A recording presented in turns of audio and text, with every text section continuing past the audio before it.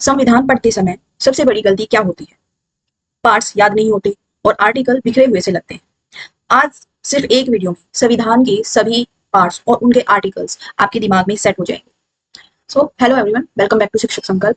आज की वीडियो में हम संविधान के सभी पार्ट्स को पढ़ने वाले हैं और उनके अंडर कौन कौन से आर्टिकल आते हैं वो सब जानेंगे। तो इसके लिए आप क्या करेंगे, आप 3 कॉलम बनाएंगे। सबसे पहले आप लिखेंगे पार्ट्स यानी भाग। जो दूसरा कॉलम है वहां पर हम लिखेंगे विषय, कौन से सब्जेक्ट वहां पर लिखे हुए हैं। और यहाँ पर लिखेंगे आर्टिकल्स, कौन से आर्टिकल्स इसके अंदर आते हैं। तो सबसे पहले बात करते हैं भाग 1 की, पार्ट 1। इसमें क्या दिया गया है? इसमें दिया गया है संघ और उसका क्षेत्र।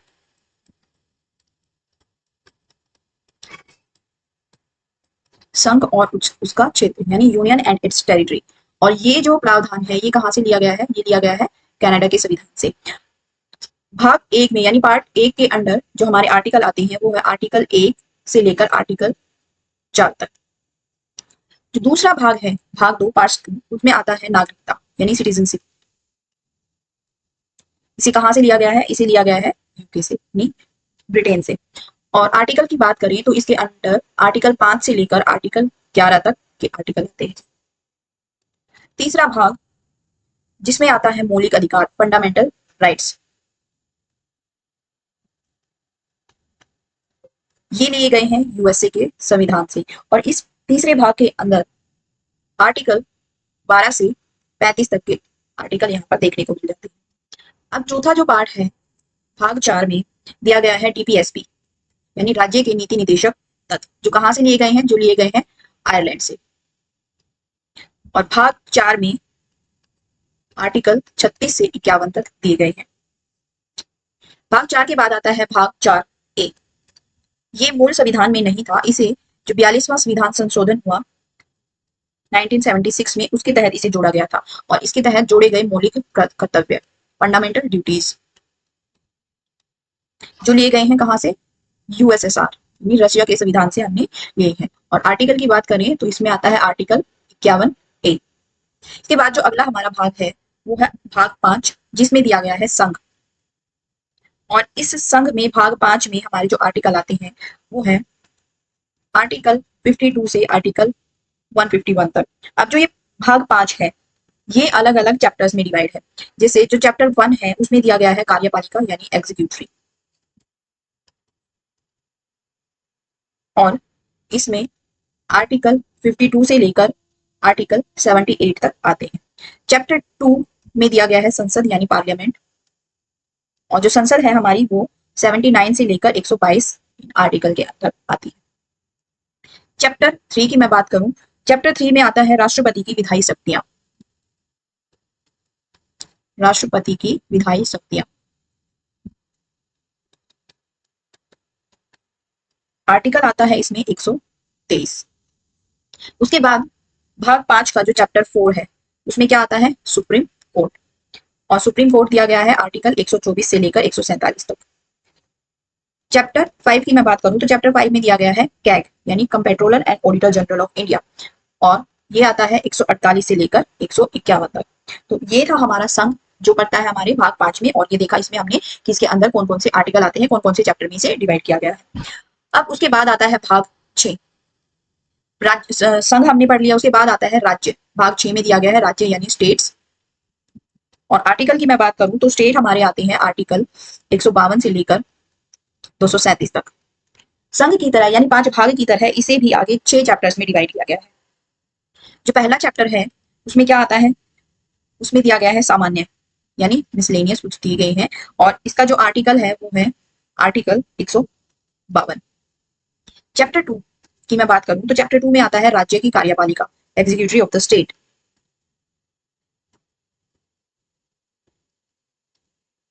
जो एग्जीक्यूटिव ऑफ द स्टेट है वो आती है 153 से लेकर 167 तक। 153 में आपके क्या दिया गया है? गवर्नर, राज्यपाल। और 167 में आपका है सीएम यानी चीफ मिनिस्टर। जो चैप्टर 3 है, चैप्टर 3 में दिया गया है आपका विधानमंडल। और इसके अंदर कौन कौन से आर्टिकल आते हैं? वो आते हैं 168 से लेकर 212 तक। जो चैप्टर 4 है उसमें दिया गया है राज्यपाल की विधायी शक्तियां जैसे सेंटर में हमारे राष्ट्रपति की विधायी शक्तियां आते हैं, वैसे ही यहाँ पर आता है राज्यपाल की विधायी शक्तियां।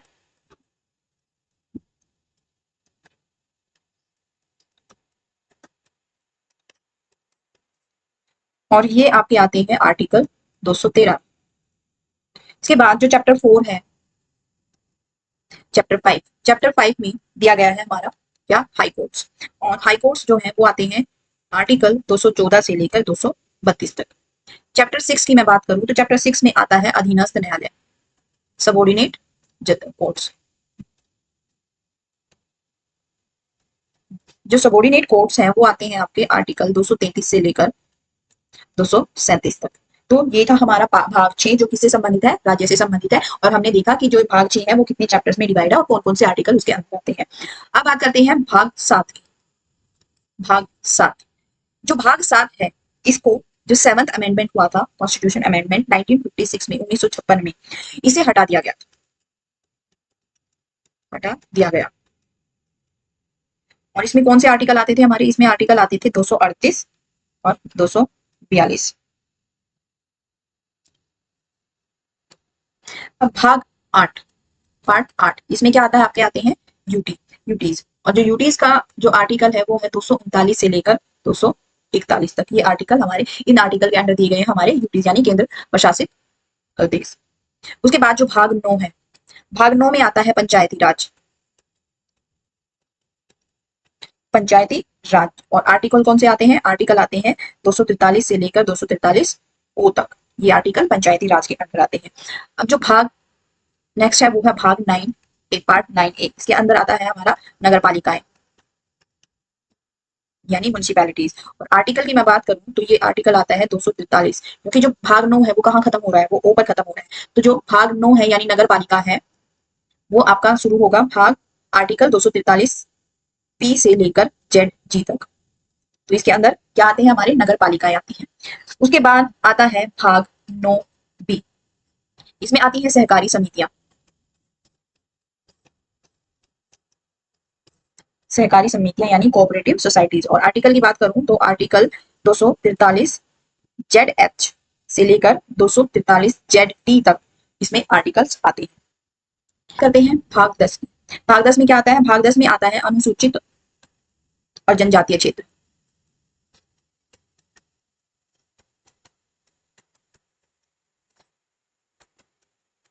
आर्टिकल कौन से आते हैं इसमें, आर्टिकल आते हैं 244 से लेकर 244A तक, ये आर्टिकल इसमें आते हैं। आगे आता है भाग 11 जिसमें दिए गए हैं केंद्र राज्य संबंध, सेंटर स्टेट रिलेशन। और आर्टिकल आते हैं आर्टिकल 245 से लेकर आर्टिकल 263 तक। अब इसे आगे दो चैप्टर्स में डिवाइड किया गया है। चैप्टर 1 जिसमें आते हैं विधायी संबंध यानी केंद्र और राज्यों के बीच में विधायी संबंध कैसे होंगे, ये दिया गया है चैप्टर 1 में। और आर्टिकल 245 से लेकर 255 तक। जो भाग 2 है चैप्टर 2, उसमें आते हैं प्रशासनिक संबंध।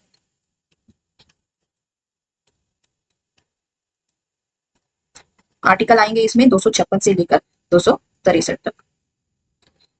इसके बाद आता है भाग 12।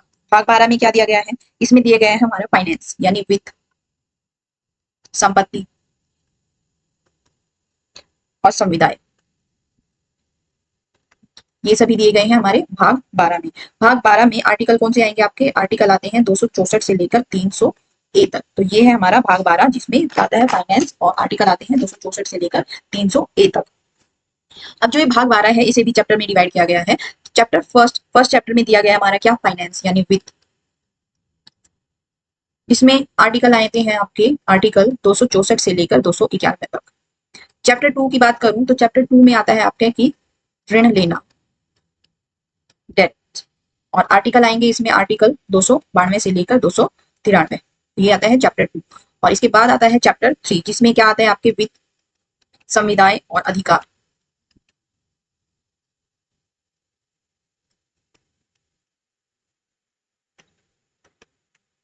चैप्टर 3 में आर्टिकल आते हैं आपके आर्टिकल 294 से लेकर 300 तक। उसके बाद आता है चैप्टर 4 जिसमें दिया गया है संपत्ति का अधिकार।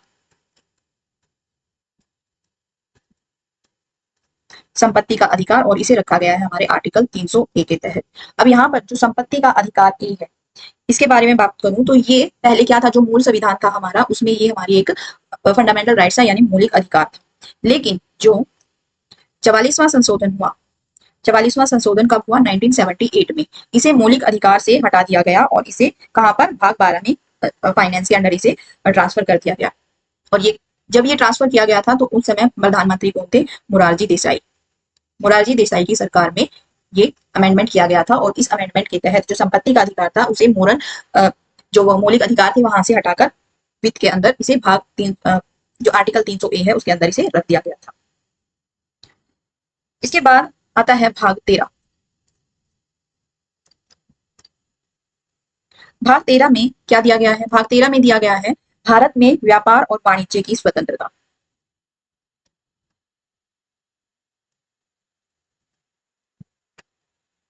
व्यापार वाणिज्य की स्वतंत्रता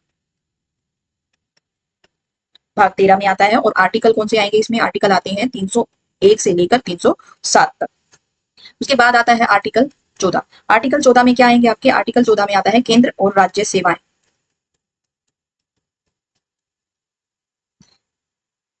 और आर्टिकल की बात करूं तो आर्टिकल आते हैं 308 से लेकर 323 तक। अब इसे दो चैप्टर में डिवाइड किया गया है। जो चैप्टर 1 है वहां पर आता है आपका एसपीएससी यानी services under union and states. और आर्टिकल आते हैं 308 से 314 तक। चैप्टर 2 में हमारे क्या दिया गया है? चैप्टर 2 में है यूपीएससी और आर्टिकल आता है 315 से लेकर 323 तक। तो ये है हमारा भाग 14। अब जो नेक्स्ट पार्ट है, नेक्स्ट भाग है, वो क्या है आपका? वो है भाग 14A। इसमें क्या दिया गया है? इसमें दिए गए हैं ट्रिब्यूनल्स, जिसे कहा जाता है अधिकरण। आर्टिकल आते हैं आर्टिकल 323A से लेकर 323B। ये जो ट्रिब्यूनल थे ये मूल संविधान में नहीं थे। इन्हें जो 42वां अमेंडमेंट हुआ था 1976 में, से इन्हें संविधान में शामिल किया गया था। और ट्रिब्यूनल्स क्या होते हैं? जैसे हमारी कुछ एनजीटी होती हैं, कैट होता है, सैट होता है, ये ट्रिब्यूनल्स होते हैं। ट्रिब्यूनल्स में हमारे क्या आते हैं? कुछ एग्जांपल हैं, जैसे ADRM का मतलब क्या होता है? Alternative dispute resolution mechanism.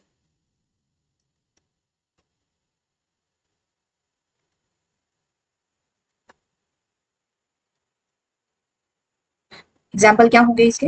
Example में जैसे कैट, सेंटर लेवल पर हमारे कैट आता है, जिसे क्या कहा जाता है? केंद्रीय प्रशासनिक अधिकरण। केंद्रीय प्रशासनिक अधिकरण।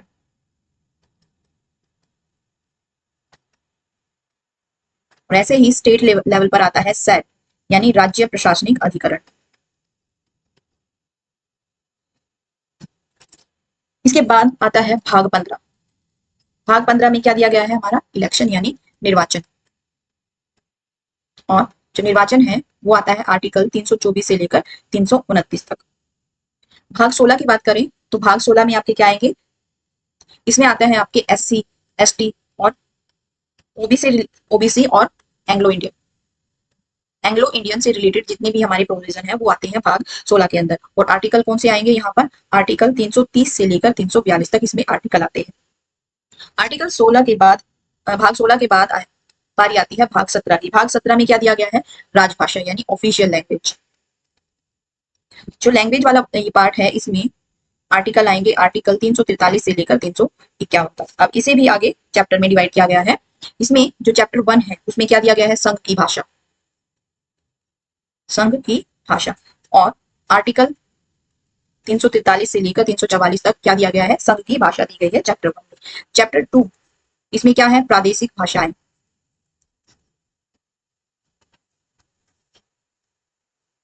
और आर्टिकल 345 से लेकर 347 तक प्रादेशिक भाषाएं दी गई है। जो चैप्टर 3 है उसमें दिया गया है सुप्रीम कोर्ट और हाई कोर्ट की भाषा क्या होगी? हाई कोर्ट की भाषा ये दिया गया है। आर्टिकल 348 से लेकर 349 तक हाई कोर्ट और सुप्रीम कोर्ट की भाषाएं आती है। जो चैप्टर 4 है उसमें क्या आता है? उसमें ऑफिशियल लैंग्वेज से लेकर कुछ स्पेशल ऑर्डर्स या निर्देश दिए गए हैं, विशेष निर्देश, वो आते हैं आर्टिकल 350 से लेकर 351 तक। इसके बाद जो आर्टिकल 351 ए है उसमें क्या दिया गया है, उसमें कहा गया है कि जो प्राथमिक शिक्षा होगी, प्राथमिक शिक्षा वो किसमें होगी, मातृभाषा में। ये प्रावधान, ये प्रोविजन किया गया है आर्टिकल 351 एक में। उसके बाद आर्टिकल 350 बी, इसमें दिया गया है विशेष भाषाई अधिकार।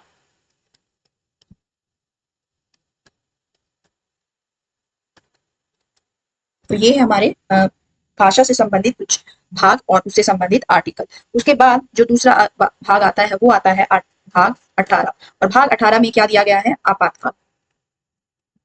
और आपातकाल 352 से लेकर 360 तक के आर्टिकल में आता है। के बाद भाग 19, भाग 19 में दिया गया है प्रकरण यानी मिसलेनियस, और आर्टिकल आते हैं आर्टिकल 361 से लेकर 367 तक। यहाँ पर जो आर्टिकल 361 है उसमें क्या दिया गया है, राष्ट्रपति की अनुमतियां।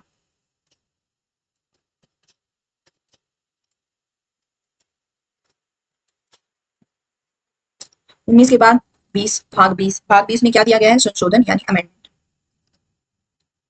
और आर्टिकल हमारा आएगा आर्टिकल 368 368।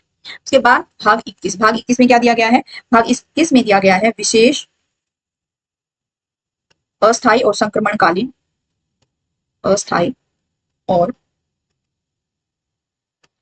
संक्रमणकालीन उपबंध, उपबंध दिए गए हैं जो आते हैं आर्टिकल 369 से लेकर 392 तक। अब जो हमारे संविधान का आखिरी भाग है भाग 22, उसमें क्या दिया गया है, उसमें दिया गया है संक्षिप्त नाम,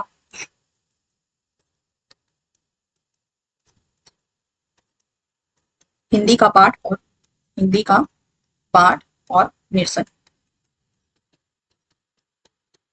क्या दिया गया है, short title and text in Hindi. Article की बात करें तो इसमें आर्टिकल आते हैं 393 से लेकर 395 तक। तो इस तरह से जो हमारा संविधान है उसमें कितने भाग हुए, उसमें भाग हुए टोटल 22, टोटल पार्ट्स कितने होते हैं, 22 भाग होते हैं। और उनमें आर्टिकल कितने दिए गए हैं, टोटल आर्टिकल्स है हमारे 395। अब बीच बीच में हमारे कुछ आर्टिकल्स रह जाते हैं, हम उनको जान लेते हैं कौन होते हैं। जो आर्टिकल हमारे बचते हैं उनमें सबसे पहले बात करते हैं आर्टिकल 371 की। इसमें जो आर्टिकल 371 है क्या दिया गया है, उसमें जो महाराष्ट्र है, महाराष्ट्र और गुजरात, महाराष्ट्र और गुजरात से संबंधित स्पेशल प्रोविजन दिए गए हैं। फिर आर्टिकल 371 ए, इसमें दिया गया है नागालैंड से संबंधित। 371 बी, आर्टिकल 371 बी क्या दिया गया है, इसमें दिया गया है मणिपुर, इसमें दिया गया है असम।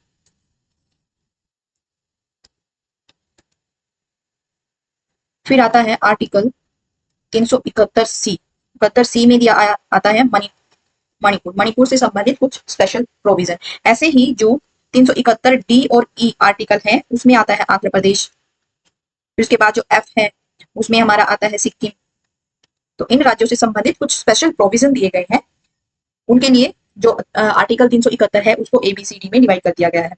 उसके बाद आर्टिकल 371 जी, इसमें क्या आता है, ये किससे संबंधित है, ये है हमारे मिजोरम से संबंधित है। इसमें मिजोरम से संबंधित कुछ स्पेशल प्रावधान दिए गए हैं। उसके बाद 371 एच, इसमें दिया गया है अरुणाचल प्रदेश, अरुणाचल प्रदेश।